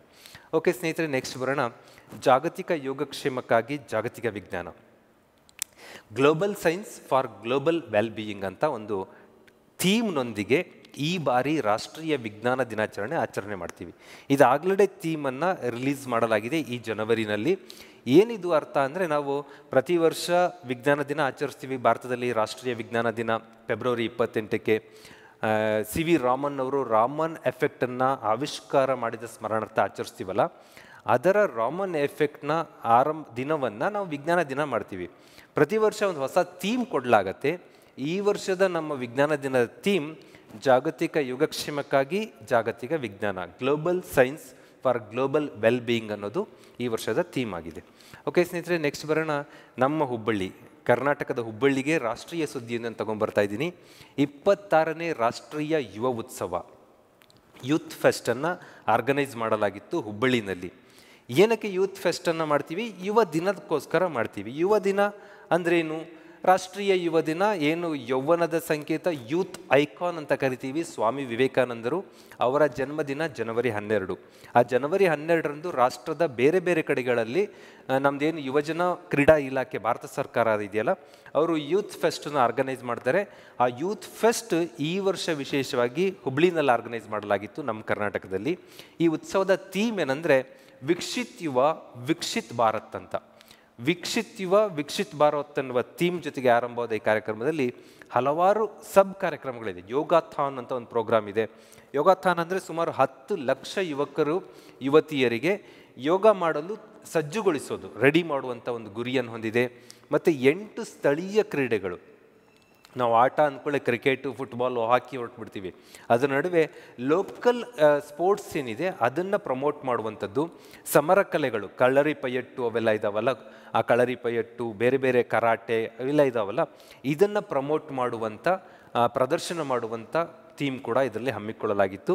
ಅದು ಜನವರಿ 12ರಂದು ನರೇಂದ್ರ ಮೋದಿಜಿಯವರು ಹುಬ್ಳಿಗೆ ಬಂದು ಈ ಕಾರ್ಯಕ್ರಮದಲ್ಲಿ ಭಾಗವಹಿಸಿದ್ರು ಅನ್ನೋದು ನಮಗೆ ಗೊತ್ತಿದೆ. ಓಕೆ ಸ್ನೇಹಿತರೆ, ನೆಕ್ಸ್ಟು ನಾಟು ನಾಟು. ನಾಟು ನಾಟು ಅನ್ನೋ ಒಂದು ಹಾಡು 2022ರಲ್ಲಿ ತುಂಬ ವೈರಲ್ ಸಾಂಗ್. ಕಾಲೇಜು ಯುವಕ ಯುವತಿಯರು, ಎನಿ ಯುವಕ ಯುವತಿಯರು ಅದಕ್ಕೆ ಸ್ಟೆಪ್ ಹಾಕಿರ್ತಾರೆ. ಯಾಕಂದರೆ ಅಂಥ ಒಂದು ಅದ್ಭುತವಾದ ಗೀತೆ. ಆ ಗೀತೆ ಕೇಳಿದಾಗೆ ನಾವು ಅಂದ್ಕೊಂಡಿದ್ವಿ ಇದಕ್ಕೇನೋ ಒಂದು ವೈಬ್ರೇಷನ್ ಬರುತ್ತೆ ಅಂತ. ಬಂದಿದೆ golden globe award, golden globe ಪ್ರಶಸ್ತಿ. RRR ಮೂವಿ, RRR ಅದು ರೋರಿಂಗ್, ರೈಸಿಂಗ್ ಆ ಥರ ಅರ್ಥದಲ್ಲಿ ಫಿಲ್ಮ್ನಲ್ಲಿ ತೋರಿಸಲಾಗುತ್ತೆ. ಬಟ್ ಕಾಮನ್ ಮ್ಯಾನ್ ಏನು ತಿಳ್ಕೊಂಡಿದ್ರು ಅಂದರೆ RRR ಅಂದರೆ ರಾಜಮೌಳಿ, ರಾಮ್ ಚರಣ್ ಮತ್ತು Ramarao, NT Ramarao junior NTR ಭಾಗವಹಿಸಿದ RRR ಹೆಸರಿಡಲಾಗಿದೆ ಅಂತ. ಅದರ ಹೆಸರಿನ ಮೀನಿಂಗ್ ಇವತ್ತವರೆಗೂ ಎಲ್ಲೂ ಕೂಡ ಇದು ಹೀಗೆ ಅಂತ ಹೇಳ್ತಾ ಇಲ್ಲ. ರೈಸಿಂಗ್, ರೋರಿಂಗ್ ಈ ಥರದಲ್ಲಿ ತಿಳ್ಕೊತಿದ್ವಿ, ಬಟ್ ಅದಕ್ಕೆ ಡಬಲ್ ಮೀನಿಂಗ್ ಇರೋದಂತೂ ಸತ್ಯ. ಆ RRR ಮೂವಿ ಏನು ಫ್ರೀಡಮ್ ಫೈಟ್ನ ರಿಲೇಟೆಡ್ ಆದಂಥದ್ದು. ಅಲ್ಲರಿ ಸೀತಾರಾಮರಾಜು, ಕೊಮರಂ ಭೀಮ್ ಅವರ ಇತಿಹಾಸವನ್ನು ಒಳಗೊಂಡು ಅದಕ್ಕೆ ಒಂದಷ್ಟು ಎಂಟರ್ಟೈನ್ಮೆಂಟ್ ಟಚ್ ಕೊಟ್ಟು ತಯಾರು ಮಾಡಿದ ಮೂವಿಯಲ್ಲಿ ನಾಟು ನಾಟು ಅಂದರೆ ಡ್ಯಾನ್ಸ್ ಅನ್ನೋ ಒಂದು ಸಾಂಗ್ ಬರುತ್ತೆ. ಆ ಡ್ಯಾನ್ಸ್ ಅನ್ನುವ ಸಾಂಗ್ ಇವತ್ತು ಗೋಲ್ಡನ್ ಗ್ಲೋಬ್ ಅವಾರ್ಡನ್ನು ಗೆದ್ದಿದೆ. ಇದರ ಸಾಹಿತ್ಯ ಚಂದ್ರಬೋಸ್ ಅವರು ಬರೆದಿದ್ದರು, ಬಟ್ ಇದಕ್ಕೆ ಮ್ಯೂಸಿಕ್ಕನ್ನು, ಸಂಗೀತವನ್ನು ಸಂಯೋಜನೆ ಮಾಡಿದ್ದು MM ಕೀರವಾಣಿ ಅವರು, ರಾಜಮೌಳಿಯವರ ಸಂಬಂಧಿಕರಾಗಿರ್ತಾರೆ. ಹಾಗೆ ಹಾಡಿದವರು ಕಾಲಭೈರವ ಮತ್ತು ರಾಹುಲ್ ಸಿಪ್ಲಿಗುಂಜ್ ಅಂತೇಳಿ. ನೃತ್ಯ ಸಂಯೋಜನೆ, ಯಾಕಂದರೆ ಇದಕ್ಕೆ ಮೂಲ ಗೀತೆಗಾಗಿ ಸಿಕ್ಕಿರೋದ್ರೆ ಎಲ್ಲ ಡೈಮೆನ್ಷನಲ್ಲೂ ನಾವು ನೋಡಬೇಕಾಗತ್ತೆ. ಪ್ರೇಮ್ ರಕ್ಷಿತ್ ಅನ್ನೋರು ಇದಕ್ಕೆ ಡ್ಯಾನ್ಸ್ ಕಂಪೋಸ್ ಮಾಡ್ತಾರೆ. ತುಂಬ ಫಾಸ್ಟ್ ಬಿಟೆಡ್ ಡ್ಯಾನ್ಸ್ ಆಗಿತ್ತಿದು. ನಿರ್ದೇಶನ SS ರಾಜಮೌಳಿ. ಇದರಲ್ಲಿ ಡ್ಯಾನ್ಸ್ ಮಾಡಿದವರು ಜೂನಿಯರ್ NT ರಾಮರಾವ್ ಅಂತ ಏನು ಕರಿತೀವಿ ಜೂನಿಯರ್ ಅವರು, ಹಾಗೂ ರಾಮ್ ಚರಣ್ ಅವರು ಇದರಲ್ಲಿ ಆ್ಯಕ್ಟ್ ಮಾಡಿದ್ರು ಅಂತ ನಮಗೆ ಗೊತ್ತಿದೆ. ನೆಕ್ಸ್ಟ್ ಬರೋಣ ಸ್ನೇಹಿತರೆ, ಪ್ರಧಾನ ಮಂತ್ರಿ ಗರೀಬ್ ಕಲ್ಯಾಣ್ ಅನ್ನ ಯೋಜನಾ. ನಾವು ಕರ್ನಾಟಕದಲ್ಲಿ ಅನ್ನಭಾಗ್ಯ ಅಂತ ಸ್ಕೀಮ್ ನೋಡಿರ್ತೀವಿ, ಭಾರತ ಮಟ್ಟದಲ್ಲಿ ಅಂತ್ಯೋದಯ ಅನ್ನ ಯೋಜನೆ ನೋಡಿರ್ತೀವಿ. ಜನವರಿ 1, 2023ರಿಂದ ಆ ಎಲ್ಲ ಯೋಜನೆಗಳ ಹೆಸರನ್ನು ಸ್ವಲ್ಪ ರೀನೇಮ್ ಮಾಡಿ ಒಂದಷ್ಟು ಪ್ರೋಗ್ರಾಮನ್ನು ಟೆಕ್ನಿಕಲಿ ಸ್ಟ್ರಾಂಗ್ ಮಾಡಿ ಪಡೆದವರಿಗೆ ರೇಷನ್ ಸಿಗದೇ ಇರುವಂತೆ, ದೇಶದ ಎಲ್ಲೇ ಹೋದರೂ ರೇಷನ್ ಈಸಿಯಾಗಿ ಪಡ್ಕೊಳ್ಳುವಂತೆ ಕಾರ್ಯಕ್ರಮದಲ್ಲಿ ಸ್ವಲ್ಪ ರೀಡಿಸೈನ್ ಮಾಡಿ ರೀನೇಮ್ ಮಾಡಲಾಗಿದೆ. ಈಗಿರುವ ಭಾರತ ಸರ್ಕಾರದ ಅನ್ನ ಯೋಜನೆ ಹೆಸರು PMGKAY ಅಂತ ಗೊತ್ತಿರಬೇಕು, ಪ್ರಧಾನ ಮಂತ್ರಿ ಗರೀಬ್ ಕಲ್ಯಾಣ್ ಅನ್ನ ಯೋಜನಾ. ಜನವರಿ 1ರಿಂದ 2023ರಿಂದ ಆರಂಭ ಆಗುತ್ತೆ. ಇದು ಸಮಗ್ರ ಆಹಾರ ಭದ್ರತಾ ಯೋಜನೆಯ ಭಾರತದ ಹೊಸ ಕಾರ್ಯಕ್ರಮ. 80 ಕೋಟಿಗೂ ಹೆಚ್ಚು ಬಡವರು ಇದರ ಪ್ರಯೋಜನ ಪಡೀತಾರೆ ಅನ್ನೋದು ಭಾರತ ಸರ್ಕಾರ ಹೇಳುತ್ತೆ. ಇರೋದೇ 140 crore ಪಾಪ್ಯುಲೇಷನ್ ನಮ್ಮದು. ಅಲ್ಲಿಗೆ 80 ಕೋಟಿ ಜನರಿಗೆ ಈ ಅನ್ನ ಯೋಜನೆಯಡಿ ಸೌಲಭ್ಯಗಳನ್ನ ಒದಗಿಸಲಾಗುತ್ತೆ. ಏನು ಈ ಹಿಂದೆ ಇದ್ದಂಥ ಅಂತ್ಯೋದಯ ಅನ್ನ ಯೋಜನೆ, ಪ್ರಾಥಮಿಕ ಮನೆ ಅಂದರೆ ಪ್ರೈಮರಿ ಹೌಸ್ ಹೋಲ್ಡಿಂಗ್ಸ್ ಅಂತ ಕರಿತೀವಲ್ಲ, ಆ ಪ್ರೈಮರಿ ಹೌಸ್ ಹೋಲ್ಡಿಂಗ್ನ ಫಲಾನುಭವಿಗಳಿಗೆ ಉಚಿತವಾಗಿ ಆಹಾರ ಧಾನ್ಯವನ್ನು ಕೊಡುವಂಥ ಕಾರ್ಯಕ್ರಮ ಈ PMGKAY ಆಗಿದೆ. ಇದು ನ್ಯಾಷನಲ್ ಫುಡ್ ಸೆಕ್ಯೂರಿಟಿ ಆ್ಯಕ್ಟ್ ಅಂತೇಳಿ 2013ರಲ್ಲಿ ಏನು ಈ ಹಿಂದಿನ ಸರ್ಕಾರ ಮನಮೋಹನ್ ಸಿಂಗ್ ಅವರ ಸರ್ಕಾರದಲ್ಲಿ ಆಹಾರ ಭದ್ರತಾ ಕಾಯ್ದೆ ಅಂತ ತರ್ತಾರೆ, ನ್ಯಾಷನಲ್ ಫುಡ್ ಸೆಕ್ಯೂರಿಟಿ ಆ್ಯಕ್ಟು. ಅದರ ನಿಬಂಧನೆಗಳ ಪ್ರಕಾರನೇ ಈ ಪ್ರೋಗ್ರಾಮ್ ಡಿಸೈನ್ ಮಾಡಲಾಗಿದೆ. ಏನು ಹೊಸ ನಿಬಂಧನೆಗಳೇನಿಲ್ಲ ಇಲ್ಲಿ. ಏನು ನ್ಯಾಯಬೆಲೆ ಅಂಗಡಿಗಳು, ಫೇರ್ ಪ್ರೈಸ್ ಶಾಪ್ಗಳಿದೆಯಲ್ಲ, ಅಲ್ಲಿ ಟೆಕ್ನಿಕಲ್ ಇಶ್ಯೂಸ್ ಇತ್ತು. ಆನ್ಲೈನ್ ಮೂಲಕ ಅದನ್ನು ಪೇಮೆಂಟ್ ಮಾಡೋದು, ಫಿಂಗರ್ ಪ್ರಿಂಟ್ ತೊಗೊಳ್ಳೋದು, ಲಿಂಕ್ ಮಾಡೋದು, ಇವೆಲ್ಲ ಸಮಸ್ಯೆ ಇತ್ತು. ಅದನ್ನೆಲ್ಲ ಪರಿಹಾರ ಮಾಡಬೇಕು ಅಂತ ಒಂದು ಪ್ರಯತ್ನ ಇದೆ. ಮತ್ತು ನ್ಯಾಷನಲ್ ಫುಡ್ ಸೆಕ್ಯೂರಿಟಿ ಆ್ಯಕ್ಟ್ ಅಡಿಯಲ್ಲಿ ಸಬ್ಸಿಡಿಗೋಸ್ಕರ, ಅಂದರೆ ಇಲ್ಲೇನು ಆಹಾರವನ್ನು ಉಚಿತವಾಗಿ ಕೊಡಬೇಕು ಅಂದರೆ 80 ಕೋಟಿ ಜನ ಕೊಡಬೇಕು, ಸ್ವಲ್ಪ ಜನಕ್ಕೆಲ್ಲ. 2 ಲಕ್ಷ ಕೋಟಿ ರೂಪಾಯಿಗಳನ್ನು 1 ವರ್ಷಕ್ಕೆ ಸ್ಪೆಂಡ್ ಮಾಡಲಾಗ್ತಾ ಇದೆ, 1 ಇಯರ್. ನೀವು ನಂಬ್ತಿರೋ ಬಿಡ್ತಿರೋ, ಕರ್ನಾಟಕ ಸರ್ಕಾರದ ಬಜೆಟ್ನ ಟೋಟಲ್ ವ್ಯಾಲ್ಯೂನೇ 2,60,000 ಕೋಟಿ. ಭಾರತ ಸರ್ಕಾರ ಭಾರತೀಯರಿಗೆ ಈ ಯೋಜನೆಯಡಿ ಆಹಾರಕ್ಕೆ ಖರ್ಚು ಮಾಡ್ತಿರೋದು 2 ಲಕ್ಷ ಕೋಟಿ. ಅಷ್ಟು ದೊಡ್ಡ ಸಬ್ಸಿಡಿ ಸ್ಕೀಮ್ ಇದಾಗಿದೆ ಅನ್ನೋದು ನಮಗೆ ಗೊತ್ತಿರಬೇಕು. ಜೊತೆಗೆ ಸ್ನೇಹಿತರೆ, ಸಮುದ್ರದ ಮಟ್ಟದ ಮೇಲೆ ಅಂದರೆ ಭೂಮಿ ಮೇಲಿನ ಸಂಪತ್ತನ್ನೆಲ್ಲ ನಾವು ಖಾಲಿ ಮಾಡ್ತಾ ಇದ್ದೀವಿ, ಖಾಲಿ ಆಗುತ್ತಾ ಇದೆ.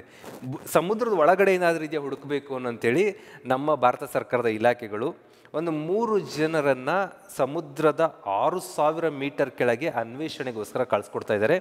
ಏನು ನಮ್ಮ ಒಂದು ಸಿ ಏರಿಯಾ ಇರುತ್ತೆ, ಸಮುದ್ರ ಅಂದರೆ ಎಲ್ಲಿ ಬೇಕಾದ್ರೂ ಹೋಗಿ ನಾವು ಎಕ್ಸ್ಪ್ಲೋರ್ ಮಾಡೋಕ್ಕೆ ಬರಲ್ಲ. ಭಾರತದಕ್ಕೆ ಅಂದರೆ ಭಾರತದ ಕರಾವಳಿಯಿಂದ 12 ನಾಟಿಕಲ್ ಮೈಲ್ ಪ್ರದೇಶದಲ್ಲಿ ನಾವು ಆ ಸಂಪತ್ತನ್ನು ಬಳಸ್ಕೋಬೋದು. ಆ 12 ನಾಟಿಕಲ್ ಪ್ರದೇಶದಲ್ಲಿ ಏನಾದರೂ ಇದೆಯಾ, ಅದನ್ನು ಏನು ಬಳಸ್ಕೋಬೋದು ಅನ್ನೋಕ್ಕೋಸ್ಕರ 3 ವ್ಯಕ್ತಿಗಳನ್ನ ಕಳಿಸುವ ಒಂದು ಪ್ರೋಗ್ರಾಮನ್ನು ಡಿಸೈನ್ ಮಾಡಲಾಗಿದೆ. ಕೇಂದ್ರ ಭೂವಿಜ್ಞಾನ ಸಚಿವಾಲಯ, ಏನು ನಮ್ಮ ಭೂವಿಜ್ಞಾನ ಸಚಿವಾಲಯ ಇದೆ ಭಾರತ ಸರ್ಕಾರ, ಅವರು ಈ ಮಿಷನ್ ಮಾಡ್ತಾ ಇದ್ದಾರೆ. ಡೀಪ್ ಸಿ ಮಿಷನ್ ಅಂತ ಮೋದಿಯವರು ತುಂಬ ಹೇಳ್ತಾ ಇರ್ತಾರೆ. ಡೀಪ್ ಸಿ ಮಿಷನ್, ಆ ಡೀಪ್ ಸಿ ಮಿಷನ್ನ ಭಾಗ ಆಗಿದೆ. ಬ್ಲೂ ಎಕಾನಮಿ ಅಂತ ಅಂದರೆ ಸಾಗರದ ಸಂಪನ್ಮೂಲ ಮತ್ತು ನೀರಿನ ಸಂಪನ್ಮೂಲ ಬಳಸ್ಕೊಳ್ಳೋದನ್ನ ಬ್ಲೂ ಎಕಾನಮಿ ಅಂತ ಕರಿತೀವಿ. ಆ ಬ್ಲೂ ಎಕಾನಮಿಗೆ ಹೊಸ ನಾಂದಿಯನ್ನು ಇದು ಹಾಡ್ತಾ ಇದೆ. ಮತ್ಸ್ಯ ಎಂಬ ಒಂದು ವೆಹಿಕಲ್ ಡಿಸೈನ್ ಮಾಡಿದ್ದಾರೆ ಇದಕ್ಕೆ. ಆ ವೆಹಿಕಲ್ ಹೆಸರು ಮತ್ಸ್ಯ. ಇದೇನು 6000 ಮೀಟರ್ ಕೆಳಗೆ ಹೋಗ್ತಾರಲ್ಲ ಅದು. ಅಲ್ಲಿ ಹಲವು ಗಂಟೆಗಳ ಕಾಲ ಅವ್ರಿಗೇನು ತೊಂದರೆ ಆಗದಂಗೆ, ಎಮರ್ಜೆನ್ಸಿ ಟೈಮಲ್ಲಿ ಸುಮಾರು 72-73 ಗಂಟೆಗಳ ಕಾಲ ಅವ್ರಿಗೆ ತೊಂದರೆ ಆಗದಂಗೆ ಈ ವೆಹಿಕಲ್ ಡಿಸೈನ್ ಮಾಡಲಾಗಿದೆ. ಚೆನ್ನೈನ national institute of ocean technology ಎನ್ನುವಂಥ ಸಂಸ್ಥೆ, NIOT ಸಂಸ್ಥೆ ಈ ವೆಹಿಕಲ್ನ ಡಿಸೈನ್ ಮಾಡಿದೆ. ಇಂಥದ್ದೊಂದು ಮಿಷನ್ನನ್ನು ಆರಂಭ ಮಾಡಲಾಗ್ತಾ ಇದೆ. ಓಕೆ ಸ್ನೇಹಿತರೆ, ನೆಕ್ಸ್ಟ್ ಬರೋಣ. NTPC ಬಗ್ಗೆ ನಾನು ಹೋದ್ವಾರ ಮಾತಾಡಿದ್ದೆ. PNG ನೆಟ್ವರ್ಕ್ನಲ್ಲಿ ಭಾರತದ ಮೊದಲ ಹಸಿರು ಹೈಡ್ರೋಜನ್ ಮಿಶ್ರಣ ಕಾರ್ಯಕ್ರಮ, ಗ್ರೀನ್ ಹೈಡ್ರೋಜನ್ ಮಿಶ್ರಣ ಕಾರ್ಯಕ್ರಮ ಅಂತ. ತುಂಬ ಹುಡುಗರು ಕಾಮೆಂಟಲ್ಲಿ ಕೇಳಿದ್ರಿ, ಸರ್ ಇದು ಕಂಪ್ಲೀಟ್ ಅರ್ಥ ಆಗ್ತಿಲ್ಲ, ಏನು ಮಿಶ್ರಣ ಮಾಡೋದು ಹೇಗೆ ಇದೆ ಅಂತೇಳಿ. ಖವಾಸ್ ಅಂತ ಏನು ಟೌನ್ಶಿಪ್ ಏರಿಯಾ ಇದೆ ಆದಿತ್ಯನಗರ್ ಸೂರತ್ತಲ್ಲಿ, ಪೈಪ್ಡ್ ನೆಟ್ವರ್ಕ್ ಅಂತ ಇರತ್ತೆ. ಈಗೇನು ಮನೆಗಳಿಗೆ ನಾವು ಸಿಲಿಂಡರ್ ತರ್ತಾ ಇದ್ದೀವಿ, ಬಹಳಷ್ಟು ನಗರಗಳಲ್ಲಿ ಈಗೇನು ಮನೆಗೆ ನಲ್ಲಿಗಳ ಮೂಲಕ ನೀರು ತರ್ತಾ ಇದ್ದೀವೋ ಆ ಥರ ಪ್ರತಿ ಮನೆಗಳಿಗೆ ಒಂದು ಪೈಪ್ ನೆಟ್ವರ್ಕ್ ಬಂದಿರುತ್ತೆ. ಆ ಪೈಪ್ ನೆಟ್ವರ್ಕ್ ನೀವು ತೊಗೊಂಡ್ರೆ ಸಾಕು, ಗ್ಯಾಸ್ ಬರುತ್ತೆ ಮನೆಗೆ. ಪ್ರತ್ಯೇಕವಾಗಿ ಸಿಲಿಂಡರ್ ತರೋದು ಬೇಡ. ಆ ಪೈಪಿಗೆ ಮೀಟ್ರ್ ಫಿಕ್ಸ್ ಮಾಡಿರ್ತಾರೆ, ನೀವು ಎಷ್ಟು ಗ್ಯಾಸ್ ಯೂಸ್ ಮಾಡಿದಿರಿ ಬರುತ್ತೆ, ಆ ಪ್ರಕಾರ ಗ್ಯಾಸ್ ಬಿಲ್ ಬರ್ತಾ ಇರುತ್ತೆ. ಈಗೇನು ವಾಟರ್ ಬಿಲ್ ಬರುತ್ತೋ ಗ್ಯಾಸ್ ಬಿಲ್ ಬರುತ್ತೆ. ಸಿಲಿಂಡರ್ನ ಪ್ರತಿ ಮನೆಗೂ ಕೊಡುವಂಥ ಪ್ರಯತ್ನ ಏನಿಲ್ಲ. ಇಡೀ ನಗರಕ್ಕೆ ಪೈಪ್ಡ್ ನೆಟ್ವರ್ಕ್ ಮಾಡಿರ್ತಾರೆ. ಇದು ಪೈಪ್ಡ್ ನ್ಯಾಚುರಲ್ ಗ್ಯಾಸ್ ನೆಟ್ವರ್ಕ್ ಅಂತ ಕರಿತೀವಿ. ಆ ನ್ಯಾಚುರಲ್ ಗ್ಯಾಸ್ ಜೊತೆಗೆ ಗ್ರೀನ್ ಹೈಡ್ರೋಜನ್ ಮಿಶ್ರಣ ಮಾಡೋದ್ರಿಂದ ಏನು ಫ್ಲೇಮ್ ಇದೆಯಲ್ಲ ಅದ್ರ ಕ್ವಾಲಿಟಿ ಇಂಪ್ರೂವ್ ಮಾಡ್ಬೋದು, ಮತ್ತು ನಾವು ಬೇರೆ ಗ್ಯಾಸ್, ನ್ಯಾಚುರಲ್ ಗ್ಯಾಸ್ನ ಬಳಕೆಯನ್ನು ಕಡಿಮೆ ಮಾಡ್ಬೋದು ಅನ್ನೋ ಉದ್ದೇಶಕ್ಕೋಸ್ಕರ ಇಂಥದ್ದೊಂದು ಯೋಜನೆಯನ್ನು ಮಾಡಲಾಗಿದೆ. ಪೆಟ್ರೋಲಿಯಂ ಮತ್ತು ನೈಸರ್ಗಿಕ ಅನಿಲ ನಿಯಂತ್ರಣ ಮಂಡಳಿ, PNGRB ಅಂತ ಒಂದು ಸಂಸ್ಥೆ ಬರುತ್ತೆ. ಈ ಸಂಸ್ಥೆಯವರು ಈ ಗ್ರೀನ್ ಹೈಡ್ರೋಜನನ್ನು ಮಿಶ್ರಣ ಮಾಡೋದಕ್ಕೆ ಅನುಮತಿ ಕೊಟ್ಟಿದ್ದಾರೆ. ಈ ಮಿಶ್ರಣ ಅಂತಂದ್ರೆ ಏನು ಅಂತಂದರೆ, ಇದು ಕೂಡ ನೋಡಿರ್ತಾರೆ ನೀವು, ಆ ಪೆಟ್ರೋಲ್ ಡೀಸೆಲ್ಗಳಿಗೆ ಎಥನಾಲ್ ಮಿಕ್ಸ್ ಮಾಡೋವಂಥದ್ದು. ಈಗ ಕೆಲವೊಂದು ಪೆಟ್ರೋಲ್ ಬಂಕ್ಗಳಲ್ಲಿ ಎಥನಾಲ್ ಬ್ಲೆಂಡೆಡ್, ಎಥನಾಲ್ ಫ್ಯೂಯಲ್ ಅಂತ ಒಂದು ಸಪ್ರೇಟ್ ಇದೇ ಇರುತ್ತೆ ಇರೋದಲ್ಲಿ. ಭಾಳಷ್ಟು ಕಡೆ ಮಿಕ್ಸ್ ಆಗಿಬಿಟ್ಟಿದೆ ಈಗಾಗಲೇ. ಡೀಸೆಲ್ಗಳಲ್ಲಿ, ಪೆಟ್ರೋಲ್ಗಳಲ್ಲಿ ಮಿಕ್ಸ್ಡ್ ಯೂಸ್ ಮಾಡ್ತಾ ಇದ್ದೀವಿ. ಅಂದರೆ ಏನು ಪ್ಯೂರ್ ಡೀಸೆಲ್ ಜೊತೆ 5%, 10%, 15%, 20%ವರೆಗೂ ನಾವು ಎಥನಾಲನ್ನು ಮಿಕ್ಸ್ ಮಾಡಿಕೊಂಡಾಗ 20% ಉಳಿತಾಯ ಆಯಿತು. ಅಂದರೆ ಸಿಂಪ್ಲಿ ಗೆಸ್ ಮಾಡಿರಿ, 100 ಲೀಟ್ರ್ ಡೀಸೆಲ್ ಖರ್ಚಾಗೋ ಕಡೆ ನೀವು 10% ಎಥನಾಲ್ ಬ್ಲೆಂಡ್ ಮಾಡಿದ್ರೆ 10 ಲೀಟ್ರಷ್ಟು ಉಳಿತಾಯ ಆಯಿತು ಅಂತ ಅರ್ಥ. 10 ಲೀಟ್ರಷ್ಟು ಉಳಿತಾಯ ಆಯಿತು ಅಂದರೆ ನಮ್ಮ ದೇಶಕ್ಕೆ ಎಷ್ಟು ಕೋಟಿಗಳಷ್ಟು ನಾವು ಲೀಟರ್ಗಳಷ್ಟು, ಬ್ಯಾರಲ್ಗಳಷ್ಟು ಬಳಸ್ತಾ ಇದ್ದೀವಲ್ಲ, ಆ ಟೈಮ್ನಲ್ಲಿ ಒಂದಷ್ಟು ನಮಗೆ ಸೇವಿಂಗ್ಸ್ ಆಗುತ್ತೆ. ಎಥನಾಲ್ ಅನ್ನೋದು ಜೈವಿಕ ಸಸ್ಯಗಳು, ಜಾತ್ರೋಪ ಗಿತ್ರೋಪಗಳಿಂದ ಬಳಸ್ತೀವಿ. ಇದು ಡೀಸೆಲ್, ಪೆಟ್ರೋಲ್ ರಿಲೇಟೆಡ್ ಆಗಿ. ಅದೇ ರೀತಿ ಈ ನ್ಯಾಚುರಲ್ ಗ್ಯಾಸ್ ಜೊತೆಗೆ ಹೈಡ್ರೋಜನ್, ಗ್ರೀನ್ ಹೈಡ್ರೋಜನನ್ನು ಬೆರೆಸೋದ್ರಿಂದ ಇಲ್ಲೂ ಕೂಡ ನಾವು ನ್ಯಾಚುರಲ್ ಗ್ಯಾಸ್ನ ಉಳಿತಾಯ ಮಾಡ್ಬೋದು ಅನ್ನುವಂಥ ಯೋಜನೆ ಮಾಡಲಾಗಿದೆ. ಇಲ್ಲಿ 5%ನಷ್ಟು ಮಿಶ್ರಣ ಮಾಡ್ಬೋದು ಅಂತ ಅನುಮತಿ ಕೊಟ್ಟಿದ್ದಾರೆ. ಕಾಲಕ್ರಮೇಣ ಇದು 20%ವರೆಗೂ ನಾವು ಉಳಿತಾಯ ಮಾಡ್ಬೋದು ಅನ್ನುವಂಥದ್ದು ಈ ಮಂಡಳಿಯವರು ಅನುಮತಿ ಕೊಟ್ಟಿದ್ದಾರೆ. ಆ ಪ್ರಯತ್ನವನ್ನು ಮಾಡಲಾಗಿದೆ ಮೊದಲ ಬಾರಿಗೆ ಆ ಖವಾಸ್ ಅನ್ನೋ ಟೌನ್ಶಿಪ್ ಏರಿಯಾದಲ್ಲಿ. ಸ್ನೇಹಿತರೆ, ಹಸಿರು ಇದ್ರ ಮಿಶ್ರಣ ಮಾಡೋದ್ರಿಂದ ಏನು ಲಾಭ ಆಗುತ್ತೆ ಅಂತಂದರೆ, ಈ CO2 ಹೊರಸೂಸಿಕೆ, ಅಂದರೆ ಕಾರ್ಬನ್ ಡೈಆಕ್ಸೈಡ್ ಹೊರಸೂಸಿಕೆ ಕಡಿಮೆ ಆಗುತ್ತೆ. ಮತ್ತು ಇದನ್ನು ಈಗ ಆಲ್ರೆಡಿ ಬೇರೆ ದೇಶದಲ್ಲಿ, UK-ನಲ್ಲಿ, ಆಸ್ಟ್ರೇಲಿಯಾದಲ್ಲೆಲ್ಲ ಮಾಡಿದ್ದಾರೆ. ಅದನ್ನು ಭಾರತದಲ್ಲಿ ಅಳವಡಿಸ್ಕೊಳ್ಳಲಾಗ್ತಾ ಇದೆ. ಮತ್ತು ನಾವು ಏನು ಈ ಇಂಧನಕ್ಕೋಸ್ಕರನೇ ವಿದೇಶಗಳಿಗೆ ತುಂಬ ಎಕ್ಸ್ಪೆಂಡಿಚರ್ ಮಾಡ್ತಾ ಇದ್ದೀವಲ್ಲ, ಭಾರತದಲ್ಲಿ ತುಂಬ ಸಿಗ್ತಾ ಇಲ್ಲ ಪಳೆಯುಳಿಕೆ ಇಂಧನ. ಆ ಪಳೆಯುಳಿಕೆ ಇಂಧನಕ್ಕೋಸ್ಕರ ಫಾಸಿಲ್ ಫ್ಯೂಯಲ್ಗಾಗಿ ನಾವು ವಿದೇಶಗಳಿಗೆ ಪೆಟ್ರೋಲಿಯಂ ಪ್ರಾಡಕ್ಟ್ ಆಗಿ ತುಂಬ ಖರ್ಚು ಮಾಡ್ತಾ ಇದ್ದೀವಿ. ಅದನ್ನೆಲ್ಲ ಭಾರತದಲ್ಲೇ ಹಸಿರು ಹೈಡ್ರೋಜನ್, ಗ್ರೀನ್ ಹೈಡ್ರೋಜನ್ ಉತ್ಪಾದನೆ ಮಾಡಿ ಅದನ್ನು ಈ ಪರ್ಯಾಯವಾಗಿ ಮಿಶ್ರಣ ಮಾಡಿ ಬಳಸೋದ್ರ ಮೂಲಕ ಆಟೋಮೆಟಿಕ್ಲಿ ನಮ್ಮ ಇಂಧನ ಭಾರವನ್ನು ಕಡಿಮೆ ಮಾಡ್ಕೋಬೋದು ಅನ್ನೋದು ಇಲ್ಲಿನ ಒಂದು ಉದ್ದೇಶ ಆಗಿರುತ್ತೆ. ಮತ್ತು ಇನ್ನೊಂದು ವಿಶೇಷ ಅಂತಂದರೆ, ಸಂಕ್ರಾಂತಿ ಶುಭಾಶಯ ಹೇಳಿದೆ, ಅದ್ರ ಜೊತೆಗೆ ಒಂದಷ್ಟು ನಿಮಗೆ ವಿಚಾರಗಳನ್ನು ಶೇರ್ ಮಾಡ್ತೀನಿ. ಈ ಸಂಕ್ರಾಂತಿನ ದೇಶದಲ್ಲಿ ಬೇರೆ ಬೇರೆ ಕಡೆ ಬೇರೆ ಬೇರೆ ಹೆಸರಿಂದ ಆಚರಣೆ ಮಾಡ್ತೀವಿ. ನಮ್ಮ ಕಾಶ್ಮೀರ ಭಾಗದಲ್ಲಿ ಇದನ್ನ ಶಿಶುರ್ ಅಂತ ಆಚರಣೆ ಮಾಡ್ತಾರೆ, ಶಿಶುರ್ ಹಬ್ಬ ಅಂತ. ಅದೇ ರಾಜಸ್ಥಾನ ಮತ್ತು ನಮ್ಮ ಹರಿಯಾಣ, ಪಂಜಾಬ್ ಭಾಗದಲ್ಲಿ ಇದನ್ನ ಲೋಹಿರಿ ಅಂತ, ಮಾಗಿ ಫೆಸ್ಟಿವಲ್, ಲೋಹಿರಿ ಫೆಸ್ಟಿವಲ್ ಅಂತ ಹರಿಯಾಣ ಭಾಗದಲ್ಲಿ ಆಚರಿಸ್ತೀವಿ. ಆ್ಯಂಡ್ ದೆನ್ ನಮ್ಮ ತಮಿಳ್ನಾಡು ಕಡೆ ಬಂದರೆ ಪೊಂಗಲ್ ಅಂತ ಕರಿತೀವಿ. ಕರ್ನಾಟಕದಲ್ಲಿ ಸುಗ್ಗಿ ಹಬ್ಬ ಅಂತ ಮಾಡೋದು. ಕರ್ನಾಟಕದಲ್ಲಿ ಸುಗ್ಗಿ ಹಬ್ಬ ಅಂದರೆ ಇದೇ ಆಗಿರುತ್ತೆ. ಮಕರ ಸಂಕ್ರಾಂತಿ ಅನ್ನೋದು ಕೂಡ ಆಚರಣೆ ಮಾಡ್ತೀವಿ. ಹೀಗೆ ಬಿಹು ಫೆಸ್ಟಿವಲ್ ಅಂತ, ಮಾಘ್ ಫೆಸ್ಟಿವಲ್ ಅಂತ ಅಸ್ಸಾಂನಲ್ಲೂ ಆಚರಣೆ ಮಾಡ್ತಾರೆ. ಅಸ್ಸಾಂನಲ್ಲಿ ಮಾಘ್ ಫೆಸ್ಟಿವಲ್ ಅಂತ. ಯಾತಕ್ಕೆ ಇದು ಹೇಳ್ತಾ ಇದ್ದೀನಿ ಅಂದರೆ, ನಿಮಗೆ ಆರ್ಟ್ ಆ್ಯಂಡ್ ಕಲ್ಚರ್ ಒಳಗಡೆ ಈ ಹಬ್ಬ ಯಾವುದು ಮ್ಯಾಚ್ ಮಾಡ್ರೆ ಅಂದರೆ ಇದೆಲ್ಲದೂ ಒಂದೇ. ಈ ಮ್ಯಾಪನ್ನು ಒಂದ್ಸರಿ ನೋಡ್ಕೊಬಿಟ್ರೆ ನಿಮಗೆ ಗೊತ್ತಾಗತ್ತೆ. ಉತ್ತರಾಯಣ್ ಹಬ್ಬ ಅಂತ ಗುಜರಾತಲ್ಲಿ ಹೇಳಿದ್ರು ಅದು ಅದೇ, ಕಚೇರಿ ಹಬ್ಬ ಅಂತ ಉತ್ತರ ಪ್ರದೇಶ ಹೇಳಿದ್ರು ಅದು ಅದೇ ಆಗಿರುತ್ತೆ, ಮಕರ ಸಂಕ್ರಾಂತಿ ಅಂತ ಏನು ಭಾರತದ ಬಹುತೇಕ ಕಡೆ ಹೇಳ್ತೀವಿ ಅದು ಅದೇ ಆಗಿರುತ್ತೆ ಒಡಿಶಾ ಭಾಗದಲ್ಲಿ, ಆ್ಯಂಡ್ ದೆನ್ ಪೊಂಗಲ್, ಕರ್ನಾಟಕದಲ್ಲಿ ಸುಗ್ಗಿ, ಇವೆಲ್ಲದೂ ಒಂದೇ ಹಬ್ಬ ಆಗಿದೆ. ಇದು ಸೂರ್ಯನ ಚಲನೆ ಮೇಲ್ಭಾಗಕ್ಕೆ ತಿರುಗೋದು ಅಂತ ಕರಿತೀವಿ. ಜಾಗ್ರಫಿನಲ್ಲಿ ಡಿಸೆಂಬರ್ 22ನೇ ತಾರೀಕು ಉತ್ತರಾಯಣ ಆರಂಭ ಆಗುತ್ತೆ ಅಂತ ಹೇಳ್ತೀವಿ. ಆ್ಯಸ್ ಪರ್ 0 ಡಿಗ್ರಿಯಲ್ಲಿ ಅದು ಸೂರ್ಯನ ಚಲನೆ ಚೇಂಜ್ ಆಗೋದ್ರಿಂದ ಉತ್ತರಾಯಣ ಆರಂಭ ಆಯಿತು ಅಂತ ಜಾಗ್ರಫಿಯಲ್ಲಿ ಹೇಳ್ಬಿಡ್ತೀವಿ. ಬಟ್ ಭಾರತದ ಅಕ್ಷಾಂಶ ರೇಖಾಂಶಕ್ಕೆ 8.4 ಮೈನ್ಲ್ಯಾಂಡಲ್ಲಿ ಆರಂಭ ಆಗುತ್ತೆ, 6 ಡಿಗ್ರಿ ಸಮಥಿಂಗಿಂದ ಅಂಡಮಾನ್ ನಿಕೋಬಾರಲ್ಲಿ ಆರಂಭ ಆಗುತ್ತೆ. ಈ ಜಾಗ್ರಫಿಕಲ್ ಲ್ಯಾಟಿಟ್ಯೂಡ್ ಬೇಸಲ್ಲಿ ಭಾರತದಲ್ಲಿ ಉತ್ತರಾಯಣ ಕಾಲ ಅಂಥೇಳಿ ನಾವು ಈ ಸಂಕ್ರಾಂತಿಯನ್ನು ಆಚರಣೆ ಮಾಡ್ತೀವಿ. ಇದರ ನಂತರ ಒಳ್ಳೆ ಟೈಮ್ ಅಂತೇಳಿ ಈವನ್ ಮಹಾಭಾರತದಲ್ಲಿ ನಾವು ಅಬ್ಸರ್ವ್ ಮಾಡಿರ್ತೀವಿ. ಭೀಷ್ಮ ತನ್ನ ಸಾಯುವುದಕ್ಕೋಸ್ಕರ ಈ ಸಂಕ್ರಾಂತಿ ದಿನ ಬರಲಿ, ಉತ್ತರಾಯಣ ಕಾಲ ಬರಲಿ, ಉತ್ತರಾಯಣದಲ್ಲಿ ನಡೆಯೋದೆಲ್ಲ ಪುಣ್ಯದ ಕೆಲಸ ಆಗತ್ತೆ, ಸ್ವರ್ಗದ ಕೆಲಸಗಳಾಗತ್ತೆ ಅಂತ ಕಾಯ್ತಾ ಇದ್ರು. ಹಾಗಾಗಿ ದಿಸ್ ಇಸ್ ರೈಟ್ ಟೈಮ್. ನೀವು ಇಷ್ಟು ದಿನ ಏನಾದರೂ ಟೈಮ್ ವೇಸ್ಟ್ ಮಾಡಿದರೆ ಇವತ್ತು ಡಿಸೈಡ್ ಮಾಡಿ, ಸಂಕ್ರಾಂತಿ ದಿನ ಉತ್ತರಾಯಣ ಪುಣ್ಯಕಾಲ, ಮೇಲ್ಭಾಗಕ್ಕೆ ಸೂರ್ಯ ಚಲಿಸ್ತಾ ಇದ್ದಾನೆ ಉತ್ತರದ ಕಡೆಗೆ, ನಿಮ್ಮ ಬದುಕು ಉತ್ತರದ ಕಡೆಗೆ, ಉತ್ತುಂಗದ ಕಡೆಗೆ ಸಾಗಲಿ ಅಂತ ಹಾರೈಸ್ತೀನಿ. ಎಲ್ಲರಿಗೂ ನಮಸ್ಕಾರ. ಬಾಯ್ ಬಾಯ್.